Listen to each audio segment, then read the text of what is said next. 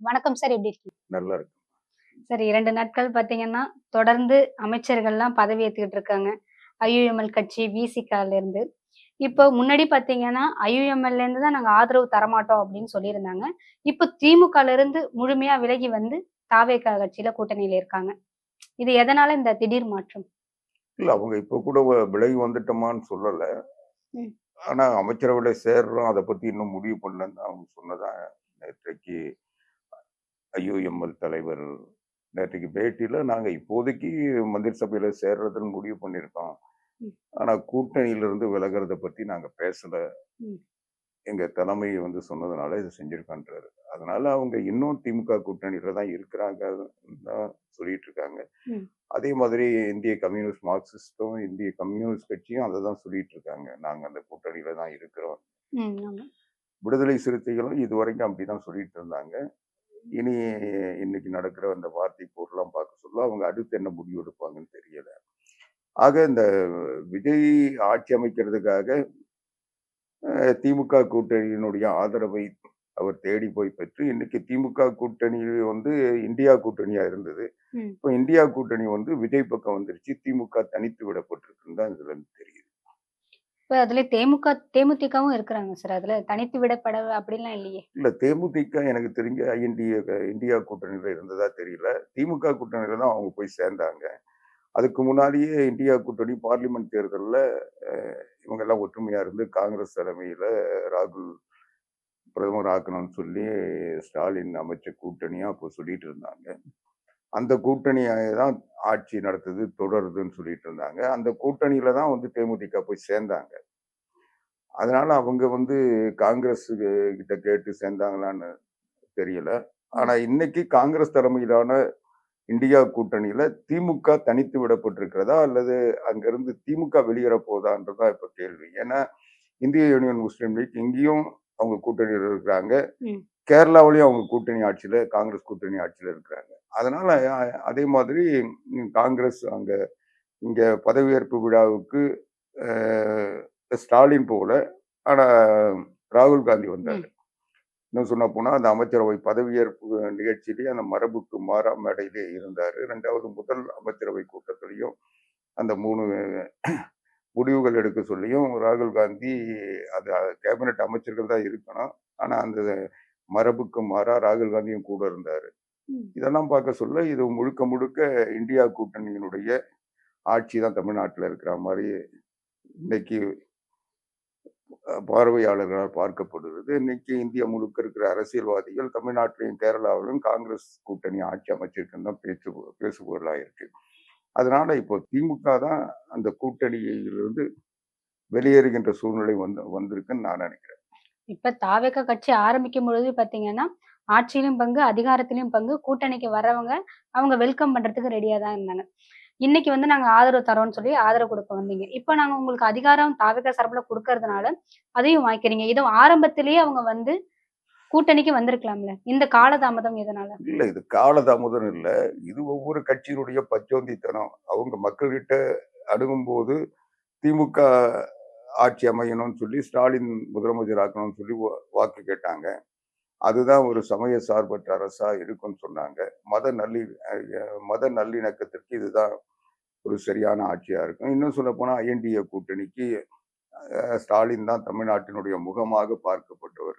ம். இன்னைக்கு அதையெல்லாம் மாறி இன்னைக்கு திமுக தோல்வி அடைஞ்சிருச்சு. இனி மக்களிடம் திமுக நிமிர்ந்து நிற்க முடியாது. இந்த தமிழ்நாட்டுல திமுக ஒரு புறக்கணிக்கப்பட்ட கட்சியா மாறிடுச்சுன்றதுனால, இன்னைக்கு கைவிட்டு இவங்க தப்பிச்சு போயி அந்த மதசார்பற்ற கூட்டணின்னு சொல்ற இந்தியா கூட்டணிய காப்பாத்த முயற்சி பண்ணியிருக்காங்க.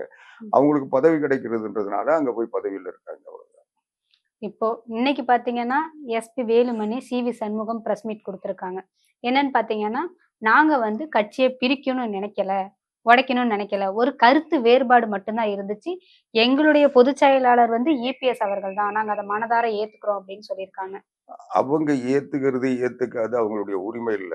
நாங்க அவங்கள சேர்த்துக்கிறோமா, சேர்த்துக்கலையான்றது தான் பிரச்சனை.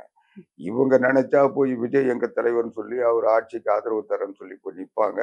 இவங்க நினைச்சா அதிமுகவுல எங்கள சேர்த்துங்கன்னு சொல்லுவாங்க. அது ம். எல்லாம் அவங்க விருப்பம் இல்ல. கட்சிக்குன்னு ஒரு கட்டுப்பாடு இருக்கு. கட்சியில ஒரு ஒழுங்கு இருக்கு.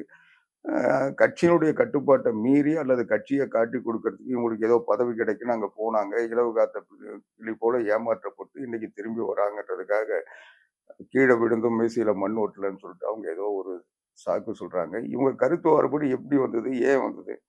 தேர்தல்ல தோல்வி அடைஞ்ச உடனே இவங்க வந்து இவங்களுக்கு குடுத்த பொறுப்ப இவங்க ஒழுங்கா செஞ்சாங்களா? ஒவ்வொரு மாவட்டத்திலயும் இன்னைக்கு வேலுமணி அவர் மாவட்டத்துல இருக்கிற 10 தொகுதிகள்ல மத்தவங்கள தோக்க வச்சுட்டு இவர் ஒருத்தர் ஜெயிச்சு வந்தாருன்னா, அப்ப தோல்விக்கு காரணம் அவர் இல்லையா? இவர் தான் அந்த 11 இடத்துலயும் வேட்பாளர்கள் நிறுத்தினாரு. அவர் யார சொன்னாரோ அவர தான் வந்து பொதுச் செயலாளர் நிறுத்தினாரு. அப்படி இருக்க சொல்ல, அவங்களெல்லாம் தோக்க வச்சுட்டு இவர் ஒருத்தர் மட்டும் ஜெயிச்சு வந்து ம். எல்லாத்துக்கும் காரணம் அ கருத்து வேறுபாடு வந்துருச்சு. எடப்பாடி பழனிசாமி தலைமையேற்றதுக்கு பிறகு தான் தோத்துருச்சுன்னா, அந்த மாவட்டத்துல இவரு ஏற்கனவே 10 தொகுதிகள்ல அதிமுக வெற்றி பெற்ற இடத்துல ஏன் தோத்துது? ம். அதுக்கு பொறுப்பேற்க வேண்டிய வேலுமணி அந்த பொறுப்ப உணராம, இவரு போய் விஜய் கூட சேர்ந்து மந்திரி பதவி கிடைக்குமான்னு போயி அங்க முயற்சி பண்ணி, அதுல மூக்குடைப்பட்டு இன்னைக்கு இது கீழ விழுந்த பிறகு எப்படியாவது இந்த கட்சியில ஏமாந்த இளிச்சவாயன்கள் இருப்பானுங்க. மறுபடியும் வந்து இங்க ஆதிக்கம் செலுத்தலாம்னு அவர் நினைக்கிறாரு. அப்படியெல்லாம் அவரு செய்ய முடியாது. அவர் கட்சியிலிருந்து பதவியிலிருந்து வெளியேற்றப்பட்டது வெளியேற்றப்பட்டது தான். அவர் வந்து அதிமுகவுல சாதாரண உறுப்பினரா மறுபடியும் செஞ்ச தவறுக்கு மன்னிப்பு கேட்டாருன்னா, அவரும் அவ அவர போலவே சி.வி. சண்முகம், ம். காமராஜ், விஜயபாஸ்கர் விஜயபாஸ்கர். எல்லாருமே வந்து கே.சி. வீரமணியிலிருந்து எல்லாருமே மன்னிப்பு கேட்டு மறுபடியும் வந்து பொதுச் செயலாளர் கிட்ட கட்சியினுடைய சட்டப்படி அவங்க மன்னிப்பு கேட்டாங்கன்னா, அதுக்கப்புறம் பொதுச் செயலாளர் அவங்கள மன்னிச்சு ஏற்கிறதும், அவங்கள அடுத்த நிலையில பயன்படுத்தணும். அது அவருடைய முடிவு, கட்சியினுடைய முடிவு. அதனால அவங்களுக்கு எந்த உரிமை இல்ல. இவங்க தேர்தல்ல போட்டியிட்டு வெற்றி பெற்று, அந்த வெற்றி சான்றிதழ கூட கொண்டு வந்து பொதுச் செயலாளர்கிட்ட ம். காட்டாம, இவங்க கொண்டு போய் விஜய் கிட்ட அ வியாபாரம் பேசிட்டு இருந்தாங்க. ம். இவங்க சட்டமன்றத்துல போய் சபாநாயகர் கிட்ட நாங்க வேற கட்சின்னு சொல்லி மனு குடுக்குறாங்க. ம். எந்த பொதுச் செயலாளர் எடப்பாடி பழனிசாமி இவங்கள தேர்தல்ல போட்டியிட அனுமதிச்சாரோ, இவங்களுக்கு ஏ ஃபார்ம், பி ஃபார்ம்ல கையெழுத்து போட்டு குடுத்தாரோ, ம். இவங்களுக்காக தமிழ்நாடு முழுவதும் சுற்றுப்பயணம் செஞ்சு அவங்க தொகுதிகள்லயே போய் அவர் ஓட்டு கேட்டாரோ, அவர வந்து கட்சி விட்டு அவர் வந்து அதிமுக இல்லன்னு சொல்லி 22 பேர நீக்கணும்னு சொல்லி சபாநாயகர்கிட்ட மனு குடுக்க சொல்ல வேலுமணிக்கு தெரியாதா? சி.வி. சண்முகத்துக்கு தெரியாதா? பொதுச் செயலாளர் எடப்பாடியார் அன்னைக்கு தெரியலையா? அவர் மேல எதுக்கு இவங்க போய் சட்டசபையில வந்து நாங்க அவர வந்து ஏற்க மாட்டோம்னு சொல்லிக் குடுத்தாங்க. அதுவும் 2 முறை நினைக்கிறேன். ஆமா. அப்போ செஞ்ச தப்பெல்லாம் செஞ்சுட்டு, இவங்க வந்து கட்சி ஒற்றுமையா இருக்கணும்னா, கட்சி ஒற்றுமையா இருக்கிறவங்க செய்யக்கூடிய வேலையா இது? அதனால அவங்க வந்து அ இன்னைக்கு அவங்க யாரையோ நம்பி ஏமாந்து, ம். இன்னைக்கு போக்கிடம் இல்லாம அதிமுகவுல மறுபடியும் தன்னுடைய இருப்ப தக்க வச்சுக்க முடியும்னு அவங்க நினைச்சாங்கன்னா, அதிமுகவுல யாரும் ஏமாளிகள் இல்ல. அவங்களுக்கு குடுத்த வாய்ப்புகள் இந்த கட்சியில பலருக்கு மறுக்கப்பட்டது. அந்த வாய்ப்புகள் இன்னைக்கு இவங்க வெளியேறினதுனால அந்த இடத்துக்கு பலர் இன்னைக்கு உருவாக்கப்பட்டிருக்காங்க. அந்த பொறுப்புகளுக்கு நியமிக்கப்பட்டிருக்காங்க. அவங்க தன்னுடைய பணிகளை தொடங்கியிருக்காங்க. இவங்கள விட சிறப்பா, ஆர்வமா இன்னைக்கு தொண்டர்கள் அவங்கள வரவேற்கிறாங்க. இப்போ அது வந்து சிபிஎம், சிபிஐ வந்து நீங்க வந்து அதிமுகலேருந்து வர்றவங்களுக்கு ஆதரவு ஏத்துக்கிட்டீங்க. இல்ல அவங்களுக்கு அமைச்சர் பதவி நீங்க குடுக்கறதா இருந்துச்சுன்னா, எங்களுடைய ஆதரவ நாங்க வந்து மறுபரிசீலனை செய்வோம் அப்படின்னு சொன்னதுனால தான், இந்த அவங்களுக்கு வந்தவங்களுக்கு வந்து எந்த அமைச்சர் பதவியும் குடுக்கலையா? அது இவங்க என்ன பேசுனாங்க, அவங்க என்ன பேசுனாங்கன்றதெல்லாம் இந்த தரகு வியாபாரம், பேரம், ம். இந்த குதிரை பேரம்லாம் வந்து அவங்களுக்குள்ள நடந்தது. சிபிஎம் கிட்ட என்ன பேசுனாங்க, சிபிஐ கிட்ட என்ன பேசுனாங்க, இவங்க என்ன அவங்க திமுக கூட்டணியில் சேர சொல்லியே 10,00,00,000 15,00,00,000 வாங்கிட்டு தான் சேர்ந்தாங்க. அதனால இப்ப எத்தனை கோடி வாங்கிட்டு அவங்க சேர்ந்தாங்கன்றதெல்லாம் அது அவங்களுக்குள்ள நடந்த பேரம். அத பத்தி தெரிஞ்சுக்க வேண்டிய அவசியமோ, இல்ல கருத்து சொல்ல வேண்டிய நோக்கமோ எனக்கு இல்ல. ம். ஆக எல்லாருமே ஒரு குதிரை பேரத்த நடத்தி தான் இன்னைக்கு வந்து இந்த ஆட்சியில பங்கு பெற்றிருக்காங்க. விஜய் ஒண்ணும் மக்களால் தேர்ந்தெடுக்கப்பட்ட, விரும்பப்பட்ட முதலமைச்சர் இல்ல.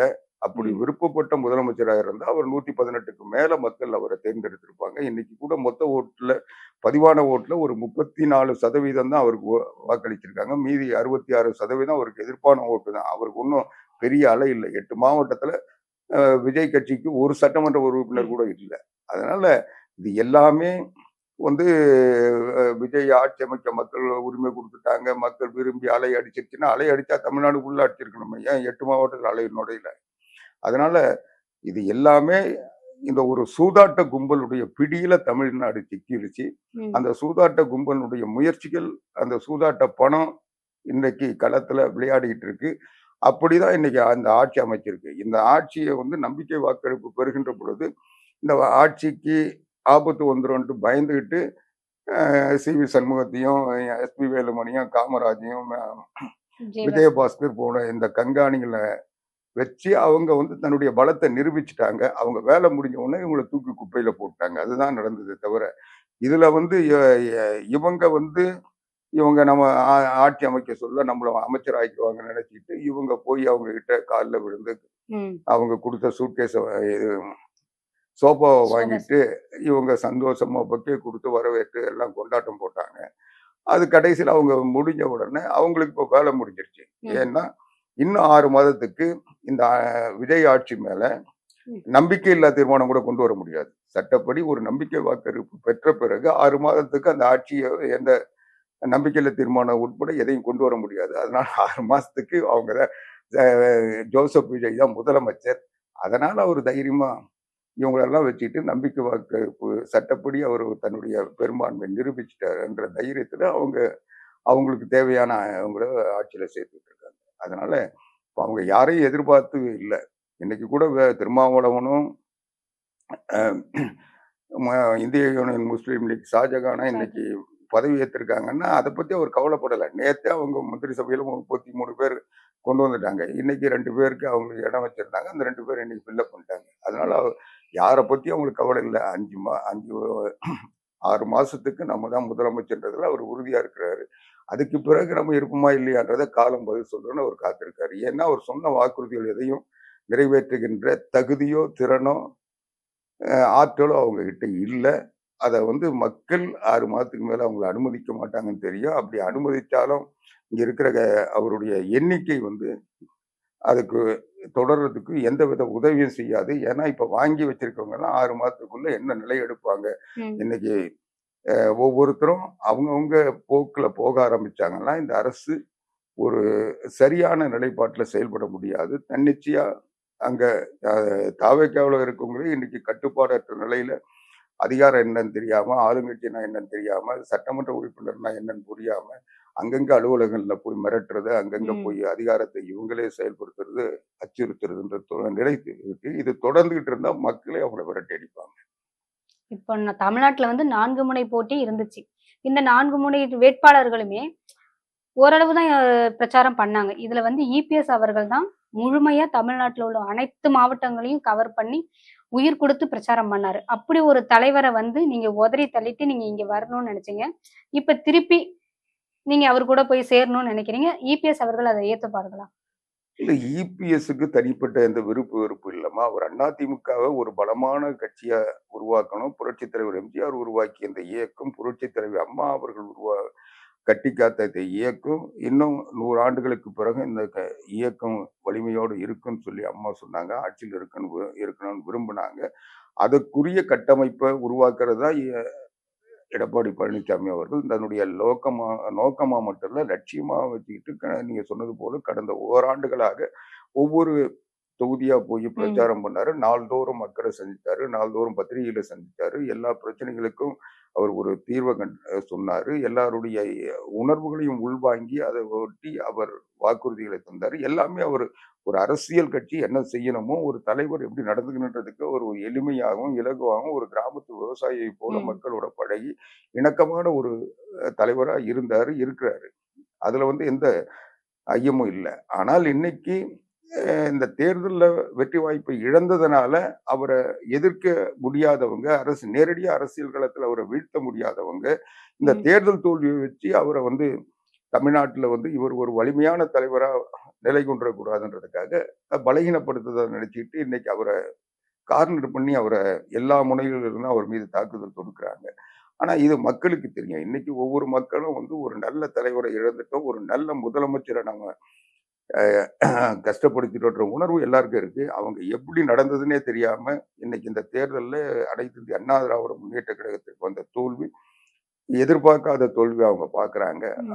அதனால ஒரு 33, 34% மக்கள், அதிலும் குறிப்பா இளைஞர்கள், அ சிறுபான்மை இனத்தை சார்ந்தவர்கள்லாம் வந்து ஏதோ ஒரு உணவு காரணமாக எதையோ நம்பி அவங்க வந்து தாவேகாவுக்கு வாக்களிச்சிட்டு இருக்காங்க.